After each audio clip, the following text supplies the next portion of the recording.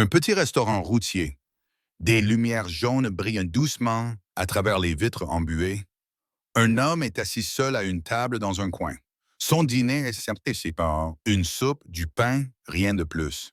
Il fixe la chaise vide en face de lui, puis un femme face de lui, puis soupe. La porte s'ouvre, laissant entrer un vent froid. Une jeune femme se tient là avec un garçon d'environ 6 ans. Tous deux sont trempés par la pluie. Elle parle doucement. Je suis désolé de vous déranger, mais mon fils a faim. A faim, pouvons-nous rester un moment? L'homme hoche la tête. Il tire une chaise. Asseyez-vous, s'il vous plaît. Personne ne devrait manger seul ce soir. Il s'appelle Jack Rowan. Il a 40 ans. Il est père célibataire et mécanicien dans un garage local. Sa femme est décédée il y a 3 ans d'un cancer. Tout s'est passé très vite. Leur fille Leila a maintenant 9 ans, elle chez ses grands-parents cette semaine. Jack avait besoin d'espace, de temps pour réfléchir, de temps pour respirer, mais surtout, il se sentait seul. Chaque soir, il venait dans ce restaurant, toujours à la même table, toujours pour le même repas. Une soupe et du pain. Il commandait 2 couverts, un pour lui et un pour le souvenir de sa femme. C'était une habitude dont il ne pouvait se défaire. Ce soir-là devait être comme tous les autres, calme et sans histoire, puis la porte s'est ouverte.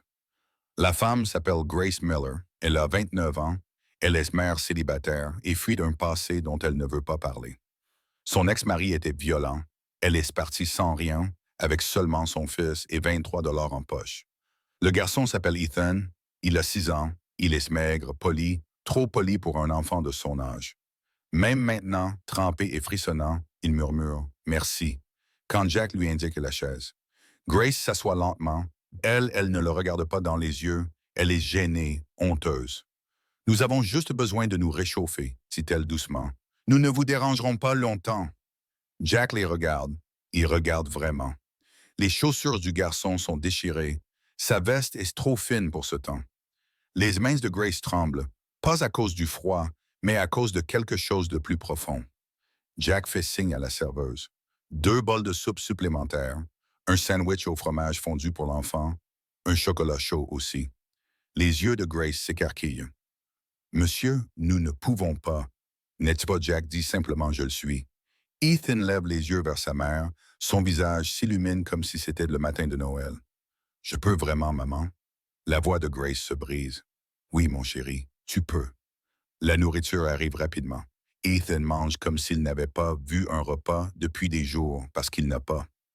Grace essaie de manger lentement, avec dignité, mais Jack voit ses mains trembler lorsqu'elle soulève la cuillère. « Quand avez-vous mangé pour la dernière fois? » demande Jack. Elle hésite. « Hier matin, une muffin à la station-service. On l'a partagé. » Jack a la poitrine serrée. Il ne connaît pas cette faim, mais il sait ce que signifie tout perdre. « Où allez-vous passer la nuit? » Grace baisse les yeux. « On verra. Peut-être au refuge du centre-ville, s'il y a de la place. » Jack connaît ce refuge. Il est plein tous les soirs et n'est pas sûr. Il ne dit rien pour l'instant. Il regarde juste Ethan rire à une remarque de la serveuse. C'est la première fois que Jack entend un enfant rire dans ce restaurant depuis 3 ans. Cela ressemble à la vie. Grace remarque le 2e couvert, la serviette intacte, la chaise vide. Jack continue de jeter des coups d'œil. « Vous attendiez quelqu'un? » Jack hoche lentement de la tête. « Oui, elle est au paradis maintenant. » Le silence s'installe à table, puis Ethan, avec la sagesse innocente que seuls les enfants possèdent, dit doucement « Peut-être qu'elle nous regarde manger ensemble. Ma grand-mère est au paradis aussi. Maman dit qu'elle nous voit toujours. » Jack sent quelque chose se briser en lui, pas d'une manière douloureuse, mais d'une manière qui laisse la lumière revenir. Il regarde Grace. « Votre fils est intelligent. » Elle sourit pour la première fois. Trop intelligent parfois. Jack paye l'addition sans demander. Il laisse un gros pourboire. Alors qu'il se lève pour partir, la voix de Grace n'est qu'un murmure. « Merci. Nous vous rembourserons un jour. » Jack secoue la tête. « Vous l'avez déjà fait. Vous m'avez rappelé. Pourquoi je suis toujours là. » Ils ne partent pas tout de suite. Jack ne sait pas pourquoi il dit ça. C'est peut-être à cause du froid dehors ou de la façon dont Ethan regarde la carte des desserts. Restez encore un peu. Il fait un froid glacial dehors. Grace hésite, mais Ethan s'est déjà rassis. La serveuse apporte 3 parts de tarte aux pommes que Jack a commandées sans demander. Ethan prend une bouchée et son visage s'illumine. Maman sert le goût de grand-mère. Grace sourit, un vrai sourire cette fois, qui illumine tout son visage. Grand-mère faisait les meilleures tartes.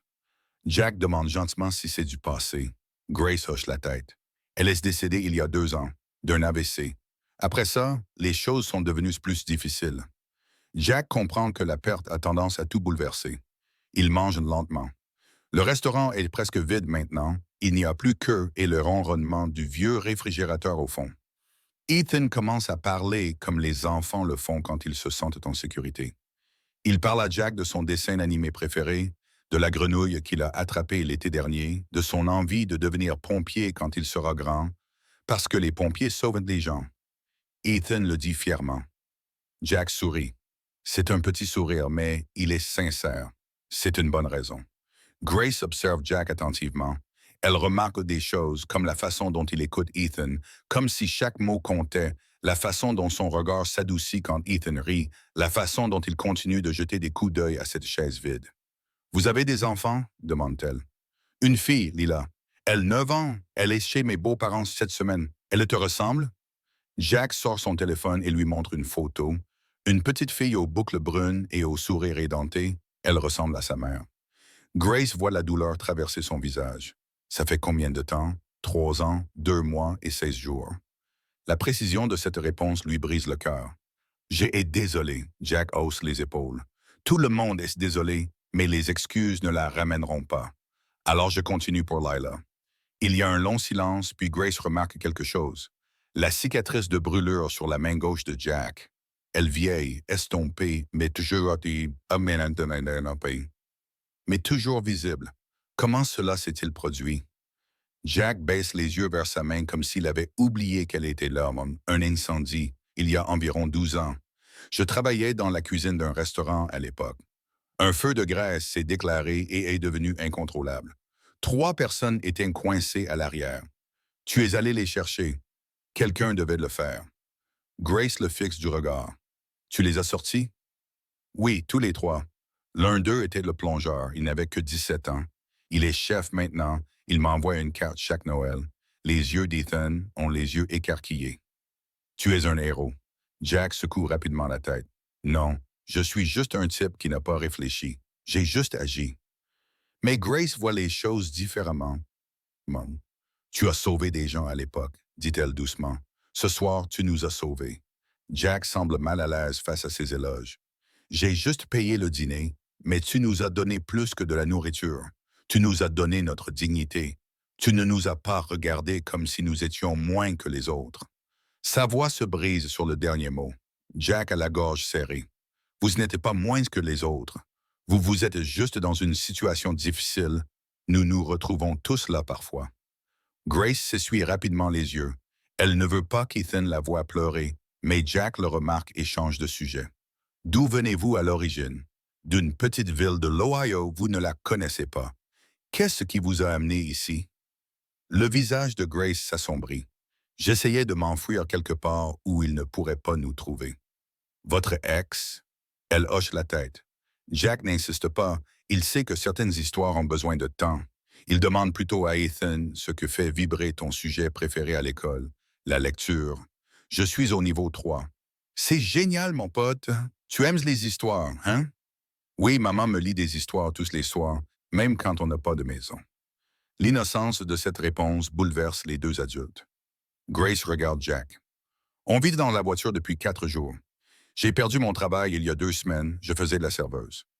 Le propriétaire a dit que je prenais trop de congés maladie, mais Ethan avait la grippe et je ne pouvais pas le laisser. Jack serre les mâchoires. Donc, il t'a viré parce que tu es mère. En gros, c'est n'importe quoi. Grace rit amèrement. Oui, mais c'est la réalité. Jack réfléchit un instant. Tu cherches désespérément du travail, mais la plupart des endroits veulent des références, une adresse, des choses que je n'ai pas pour le moment. Jack sort son téléphone. Mon pote possède une boulangerie à 2 pâtés de maison de mon garage. Il cherche toujours de l'aide tôt le matin, mais il paie bien et il ne pose pas de questions. Les yeux de Grace se remplissent de larmes. Fais ça. Je ne fais rien, je passe juste un coup de fil. Il sort. Grace le regarde par la fenêtre, parler, gesticuler, puis hocher la tête. Il revient à l'intérieur. Tu commences demain à 5 heures du matin. Il te formera. Grace ne peut pas parler, elle se couvre juste la bouche avec la main. Ethan serre la jambe de Jack dans ses bras. Merci, Monsieur Jack. Jack s'accroupit au niveau d'Ethan. De rien, mon pote. Prends soin de ta mère, OK? Elle est géniale. Ethan hoche la tête sérieusement. Je sais qu'elle est la meilleure. Jack se lève et regarde Grace. Mais tu as toujours besoin d'un endroit où dormir ce soir. Grace, de rien, mon grand. Prends soin de ta maman, OK? Elle est géniale. Ethan hoche la tête sérieusement. Je sais, c'est la meilleure. Jack Stans regarde Grace. Mais tu as quand même besoin d'un endroit où dormir ce soir. Grace secoue la tête. Tu en as déjà assez fait, ça ira. Tu vas geler dans cette voiture, on a des couvertures, Grace. Elle s'arrête quand il prononce son nom d'une voix ferme mais gentille. Laisse-moi t'aider. Pourquoi, murmure-t-elle. Tu ne nous connais même pas. Jack regarde la chaise vide, puis la regarde à nouveau, parce que quelqu'un aurait dû m'aider quand j'en avais besoin et personne ne l'a fait. Je ne veux pas être cette personne. Partagerai, nous connaissons même pas. Jack regarde la chaise vide, puis la regarde à nouveau, parce que quelqu'un aurait dû m'aider quand j'en avais besoin et personne ne l'a fait. Je veux pas être cette personne. Tu partagerais ta table avec un inconnu? Ils quittent le restaurant ensemble. La pluie a cessé, mais le froid est glacial. Jack les accompagne jusqu'à son camion. Monte, je vous conduira. Grace hésite devant la porte passager. Où nous conduisez-vous? Jack sort un trousseau de clés en laiton vieilli, usé par des années d'utilisation. J'ai un appartement, il est petit, rien d'extraordinaire, mais il est vide depuis 8 mois. Pourquoi? Parce que je ne pouvais pas m'en séparer. C'était notre premier appartement, à Sarah et moi, avant Lila, avant la maison, avant tout.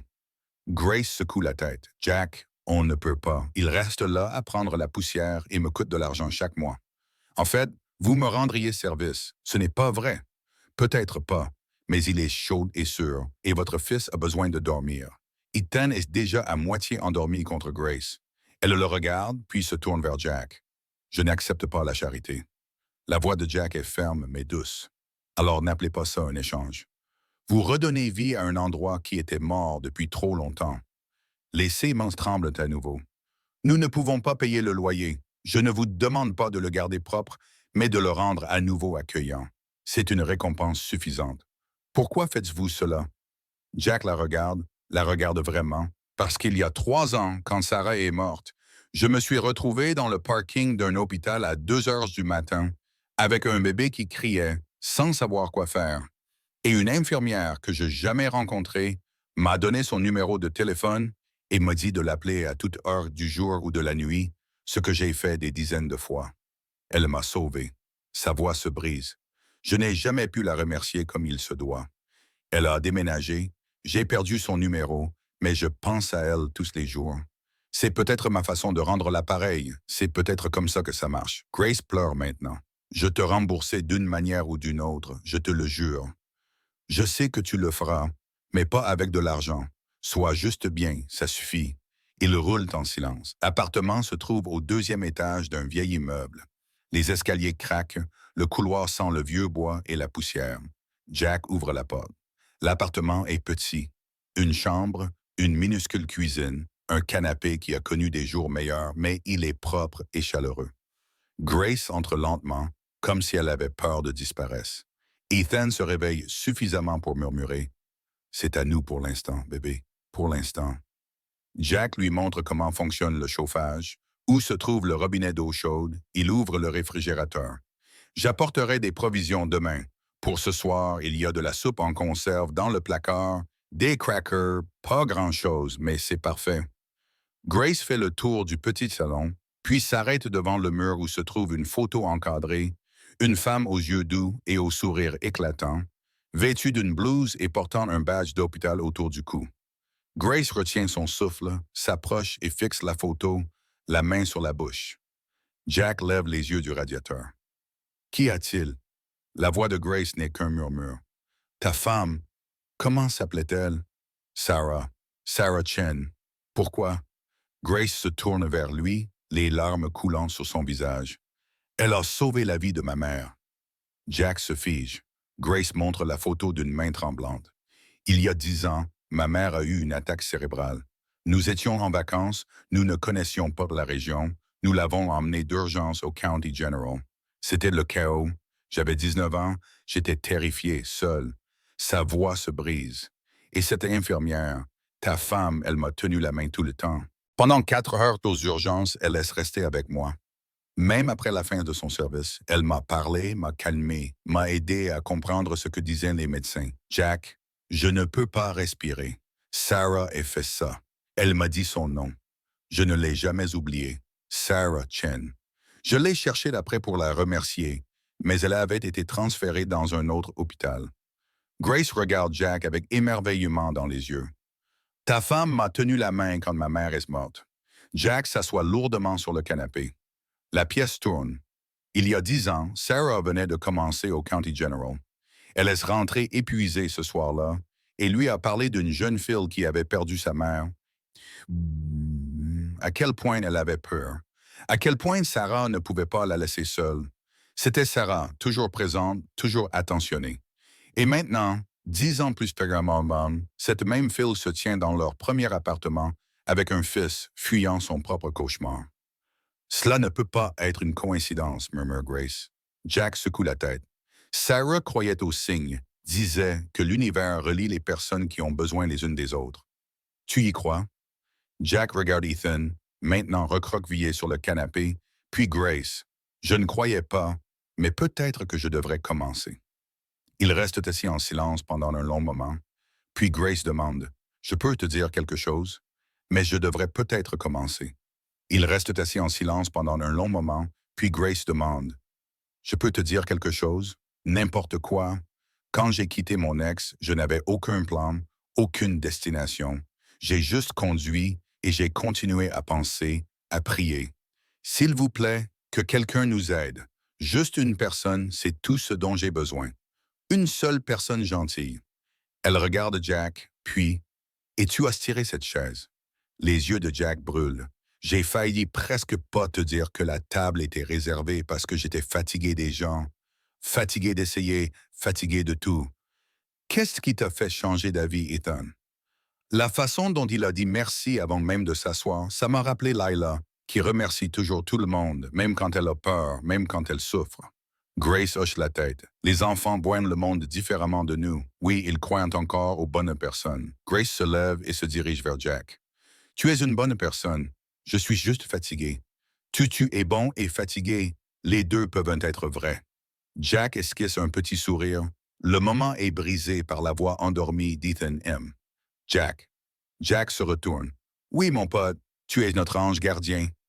La gorge de Jack se serre. Grace répond pour lui. Oui, mon bébé, il l'est. Ethan sourit et referme les yeux. Jack se lève pour partir.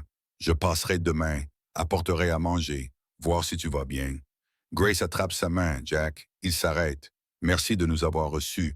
Tout le monde ne le fait pas. Jack lui serre la main une fois. Honteux et difficile à manquer. Il part tranquillement, descend les escaliers grinçants, monte dans son camion, et pour la première fois en 3 ans, 2 mois et 16 jours, Jack Rowan ne se sent pas seul.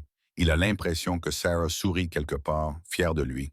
Il sort son téléphone et envoie un SMS à sa belle-mère. Ramène Lila à la maison demain. Je suis prêt. Puis il rentre chez lui. La radio joue doucement. Il ne l'éteint pas pour une fois. Le silence ne lui fait de mal. 3 mois passent. Grace travaille à la boulangerie tous les matins de 5 heures à midi. Elle est douée, rapide et fiable. Le propriétaire, Marcus, lui accorde une augmentation après seulement 6 semaines. Ethan commence l'école en CE1. Il se fait rapidement des amis. Jack amène Lila pour les rencontrer. Les 2 enfants deviennent inséparables. Lila apprend à Ethan à faire du vélo. Ethan apprend à Lila à dessiner des super-héros. Grace et Jack trouvent leur rythme. Le mardi soir, ils dînent ensemble, parfois chez Jack, parfois à l'appartement. Rien de romantique, juste une famille, le genre de famille qu'aucun d'eux n'avait plus, mais le quartier le remarque. Madame Patterson, qui habite en face, parle à Madame Kim à l'épicerie. « Avez-vous vu Jack Rowan avec cette femme et son enfant? » Le mécanicien tranquille, celui qui ne parle jamais à personne, c'est lui. Tout à coup, il joue le rôle de père pour l'enfant d'une inconnue. Les ragots se répandent. Au début, c'est de la curiosité, puis ça devient méchant. J'ai entendu dire qu'elle profitait de lui. Le pauvre homme a perdu sa femme et maintenant une femme débarque. Elle en a sûrement après son argent. Jack l'entend au garage. Un client le mentionne pendant que Jack change son huile. J'ai entendu dire que tu avais une nouvelle situation familiale. Jack ne lève pas les yeux. Lève pas les yeux, j'ai mal entendu, je dis je te fais gaffe, les mères célibataires peuvent être. Peuvent être quoi? Jack se lève, s'essuie les mains, fixe l'homme du regard. Peuvent être quoi exactement? Le client recule. Rien, oublie ça. Ouais, c'est ce que je pensais. Mais Jack en parle à Grace ce soir-là. Elle est gênée, honteuse. On devrait peut-être arrêter les dîners. Je veux pas que les gens pensent que je me fiche de ce que les gens pensent, hein. Mais ta réputation, ma réputation, Jack rit amèrement. Tu sais quelle était ma réputation avant toi. Le mécanicien solitaire qui mange seul tous les soirs, le père bizarre qui n'arrive pas à tourner la page, le type que tout le monde plaint mais à qui personne ne parle vraiment. Grace est silencieuse. La voix de Jack s'adoucit. Tu as redonné vie non seulement à cet appartement, mais aussi à moi et à Lila. Alors laisse-les parler. Grace sourit. Tu es têtu. Je préfère déterminer. 2 semaines plus tard, quelque chose change. Marcus, le boulanger, parle de Grace à tous ses clients. C'est la meilleure recrue que j'ai jamais eue. Cette femme travaille plus dur que n'importe qui. Le directeur de l'école voit comment Ethan aide les autres enfants pendant la récréation. Sa mère l'a bien élevé. Le professeur de Lila rencontre Jack lors de la soirée parent-professeur. Lila est plus heureuse, plus confiante. Quoi que vous faites, continuez à le faire. Lentement, les murmures changent. Madame Patterson voit Jack aider Grace à porter ses courses dans les escaliers. Elle dit à Madame Kim, « Vous savez, c'est vraiment gentil de sa part. C'est un homme bien. » Le client qui avait interrogé Jack revient au garage. « Hé, je te dois des excuses pour ce que j'ai dit. » Jack hoche la tête. « C'est accepté. Tu fais une bonne action en aidant cette famille. Je ne les aide pas, nous nous aidons mutuellement. » Au bout de 4 mois, Grace a économisé suffisamment pour acheter un petit four professionnel. Elle commence à faire des gâteaux le week-end, des biscuits, des gâteaux, des tartes. Elle les vend au marché fermier. Jack lui construit une table d'exposition dans son garage un samedi. Elle accroche une pancarte « Sweet Grace Bakery ». Pour ceux qui ont besoin de chaleur, une femme s'arrête, une vieille femme voûtée. Combien pour la tarte aux pommes? Grace le regarde vraiment son manteau usé, ses gants fins, ses yeux fatigués. Pour vous, c'est gratuit. Oh, je ne peux pas, Grace la lui tend. S'il vous plaît, quelqu'un m'a donné un repas quand j'en avais besoin, je ne fais que rendre l'appareil. Et âme. Les yeux de la femme se remplissent de larmes. Que Dieu vous bénisse, ma chère. Jack observe la scène de près. Il ne dit rien. Il sourit simplement, car c'est ce que Sarah aurait fait. Et d'une certaine manière, grâce à cette femme qu'il a rencontrée dans un restaurant, la gentillesse de Sarah continue de vivre. La table qu'il pensait rester vide pour toujours est à nouveau pleine, non pas de chagrin, mais de vie. 1 an plus tard, le 23 décembre, la boulangerie de Grace est désormais une véritable boutique, petite, juste à côté du garage de Jack. L'enseigne indique « Sweet Grace Bakery ». Des repas chauds, des cœurs chaleureux. Ce soir, ils organisent quelque chose de spécial. Un dîner de Noël gratuit pour tous ceux qui en ont besoin. Les sans-abri, les personnes seules, ceux qui ont des difficultés. Jack et Grace ont passé des semaines à tout préparer. Marcus a donné du pain, l'église locale a donné des tables, et même Madame Patterson et Madame Kim se sont portés volontaires pour servir. 50 personnes se présentent, des familles, des anciens combattants, des personnes âgées, des parents célibataires. Ils occupent toutes les places. Ethan et Lila distribuent des biscuits en forme d'étoile. Grace se tient devant tout le monde, la voix un peu tremblante. Il y a 1 an, je suis entré dans un restaurant avec mon fils. Nous avions faim, nous avions peur, nous étions perdus. Elle regarde Jack et un inconnu a tiré une chaise. Il ne nous a pas seulement nourris, il nous a donné de l'espoir. Il nous a rappelé qu'il existe encore des gens bien. La salle est silencieuse ce soir. Nous voulons faire la même chose pour vous tous.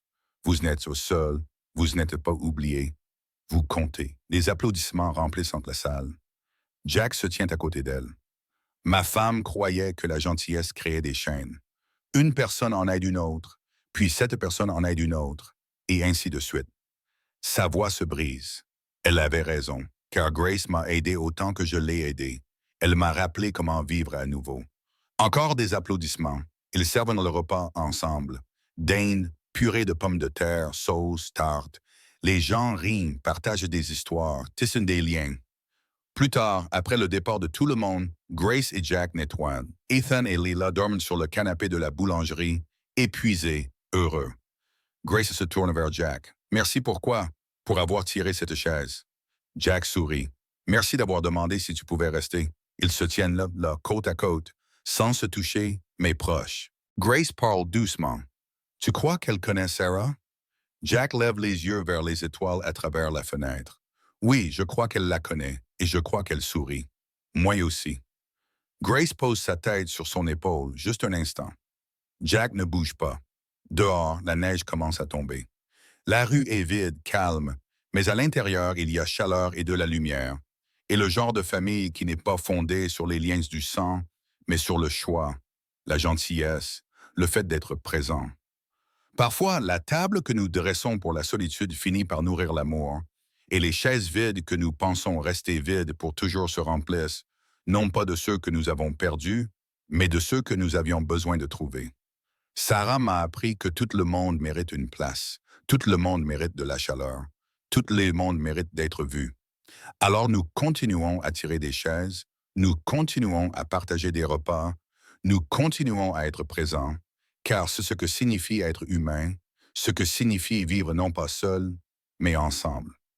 La caméra recule, la boulangerie brille dans la nuit enneigée, l'enseigne brille de mille feux, des repas chauds, des cœurs chaleureux, et à l'intérieur, deux familles ne font plus qu'une. Abonnez-vous si vous pensez que personne ne devrait jamais avoir à manger seul.